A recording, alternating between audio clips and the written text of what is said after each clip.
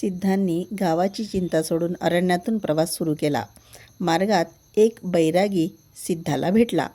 स्वामीजी, असंच गेलं तर पुढे छत्तीसगड येतो. तिथे माकडांनी मनुष्याला पाहिलं तर बस पकडूनच घेतात. म्हणून हा रस्ता सोडून त्या रस्त्याने जा. बैरागी, तुमची गोष्ट खरी, परंतु या छत्तीसगडात भरपूर माकडं नित्य पकडून त्रास देतात. त्याला काय पर्याय आहे? काही विचार केला का?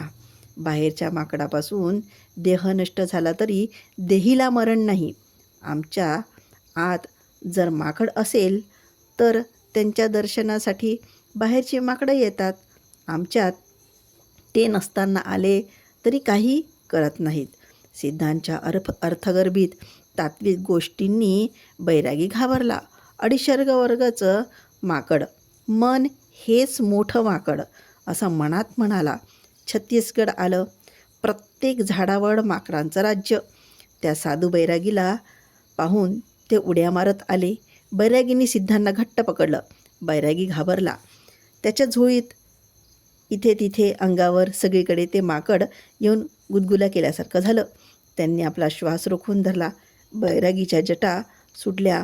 त्याच्याच झोळीत असणारे कंदमुळाचं त्यांनी अपहरण केलं. त्याच्या अंगावर एकदम माकड गेले तेव्हा तो साधू भूमीवर पटकन पडला. माकड त्याच्या अंगावर आले, त्याच्या आजूबाजूला बसले. नाही म्हटलं तर या साधूंनी माझं ऐकलं नाही. मलाही आत माकड नाही असं दाखवतो अशी आशा दाखवून ही फजिती अनुभवावी लागली. पण खरं तर माझ्यात भीती, आशा, क्रोध हेच माकड आहेत. त्यांना पहिले बाहेर काढायला पाहिजे. बैरागी बसूनच चिंता करत होता. सिद्धही स्वस्थ उभे होते. दोन्ही हात वरती केले. त्यांच्याजवळ काही नाही. आत बाहेर निरुपाधिक. माकड निरुपाय झाले. तसंच गप्प उभं राहून डोळे मिचकावत पाहत राहिले. सिद्ध उड्या मारत मारत चालले.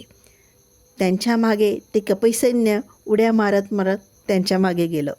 तो बैरागी कपिमुष्टीतून मुक्त झाला. सिद्ध त्याला मारुतीसारखे दिसल्यावर त्यांनी हात जोडले. सिद्ध सिंहाचलाच्या नरसिंह देवस्थानात आले. देवाला गंध संप्रोक्षण केलेलं पाहून सद्वासनायुक्त मन देवाला प्रत्यक्ष करायला येते. असद्वासनायुक्त मनाने देवाला अगोचर समजणे हे विधिचिन्ह. याला स्मृती साक्षी असा विचार करत गोमुख तीर्थाच्या जवळ आले. तिथं थोड्या दूरवर लोकांच्या गोंधळाचा आवाज आला. एकाला बोलवून कारण विचारलं. एक मारवाडी खूप दिवसापासून महारोगाने पीडित होता. त्याच्या निवारणासाठी सगळे उपाय केले तरी व्यर्थ झाले. त्याची बाधा सहन न होता मरणच मोठं औषध असं म्हणून पर्वतावरून उडी मारून प्राणत्याग करावा असा विचार केला.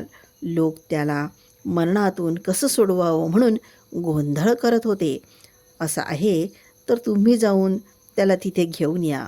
मी त्याची भ्रांती दूर करतो. सिद्धांच्या अभयवाणीत नवीन प्रकाश झाल्यासारखं तो धावत गेला. अजून काहीच्या सहाय्याने त्या मारवाडीला घेऊन येऊन थांबले. सिद्धांनी पाहिलं.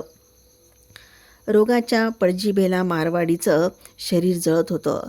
त्याच्या शरीराचे रोम रोम त्या वेदनेत सापडून घायाळ झाले होते. अत्यंत प्रिय देह तो मरणाच्या दारात टाकत आहे हे पाहून ती वेदना तरी किती असेल. निराशेचे ढग त्याच्यात दिसून जगायची आशाच त्यांनी सोडून दिली होती. लोकांनी त्याला जबरदस्तीनं ओढून आणलं. सिद्धारूढ साहसी, मृत्युमुखाला संजीवन देणारे अदम्य साहस त्यांचं. बाबा, हे गोमुख तीर्थ अतिपवित्र आहे हे तुला माहीत नाही? त्यात पडून शुद्ध झालं तर सगळी पीडा दूर होते. ये इकडे. सिद्ध 3 पावलं पुढे चालून मारवाड्याकडे हात केला. मारवाड्याने निराशेने सिद्धांकडे हात करून त्यांच्याकडे पाहिलं. सिद्ध त्या कृश शरीरात मोठी शक्ती संचार होऊन स्नायू सिंहाचलासारखे मोठे झालेले पाहून एक क्षण घाबरला आणि आश्चर्यचकितही झाला.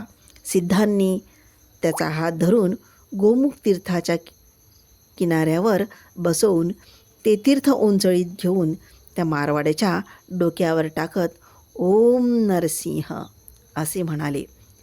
त्या सिंहगर्जनेमुळे शरीराच्या नसानसा मोकळ्या झाल्या.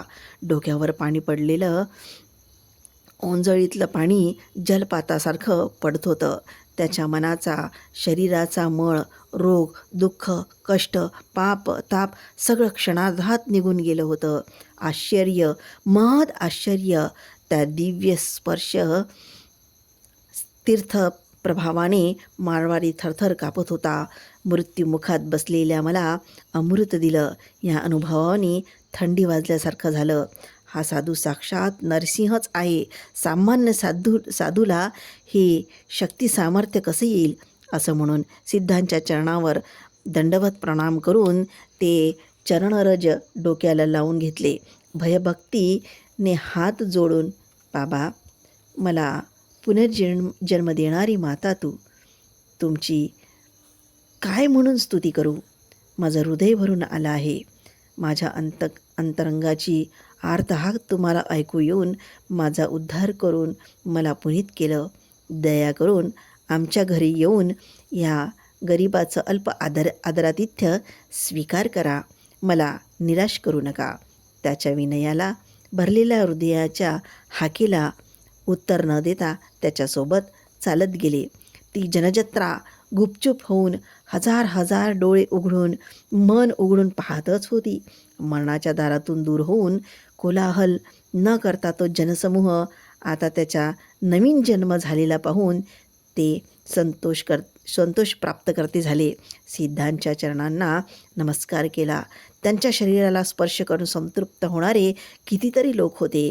मारवाडी सिद्धारूढांसोबत घरी आल्यावर तो महारोग गेलेला पाहिलं. त्या घराचं दार उघडलं होतं. मारवाडीच्या परिवाराला परम आश्चर्य. वैभवाची पादपूजा झाली. प्रसाद झाला. त्या घरात सणासारखा संभ्रम होत होता. सिद्ध जायला निघाले. वैभवात वस्ती करायची आशा नाही. मुग्ध लोकांना फसवावं असा मोहही नाही. सिद्ध निर्लिप्त, निर्विकारी, दीनदुःखितांना खऱ्या सुख प्राप्तीच्या मार्गावर चालवायला शिकवायचं हा त्यांच्या संचाराचा उद्देश.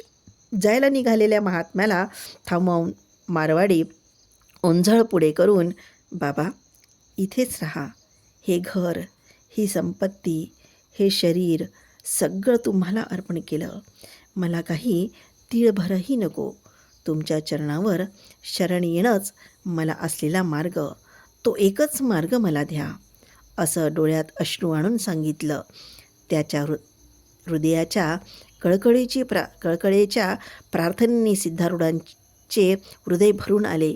तू धन्य, पुण्यशाली. मी एकेकडे थांबणार नाही बाबा. संचार करत करत मुमुक्षू मुग्ध भक्तांचा उद्धार करणं हा संन्यासाचा परम उद्देश. पुढे तू मला अर्पण केलेल्या संपत्तीचं असं कर. त्याचा निर्वाह तूच कर. त्याचे 2 भाग कर. एक दान कर, एक गरिबांना दे.